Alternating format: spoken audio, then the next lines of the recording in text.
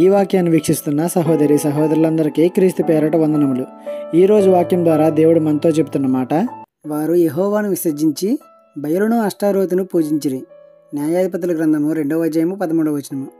ఇప్పుడు మనకి ముక్కోటి దేవతలు ఎలా అయితే ఉన్నారో అలాగే ఆ కాలంలో కూడా అష్టారోతు అనే దేవత, బయలుదేవతలు ఉన్నారు. స్వయాన దేవుని ప్రజలే అన్ని ఆశీర్వాదాలు పొందుకున్న వారే, ఎన్నో ఆశ్చర్యక్రియలు చూసిన వారే. అయినా సరే దేవుణ్ణి విడిచి ఆ దెయ్యాలను పూజించారు. మన పితరులే అనుకుంటే వారికంటే దారుణమైన స్వభావం గలవారం మనం. ఎందుకంటే వారు కనిపించేటట్లు విగ్రహారాధన చేశారు, కానీ మనం ఎవరికి కనిపించకుండా చేస్తున్నాం. మనుషులను అతిగా ప్రేమిస్తాం, వస్తువులను అతిగా ప్రేమిస్తాం, పేరు ప్రఖ్యాతులను అతిగా ప్రేమిస్తాం, మన గర్వాన్ని మనమే ప్రేమించుకుంటాం, మన స్వభావాన్ని మనమే ప్రేమిస్తాం. ఇవన్నీ దేవుని కంటే కింద ఉన్నాయా లేక దేవుని కంటే పైన ఉన్నాయా? ఒకసారి ఆలోచించండి.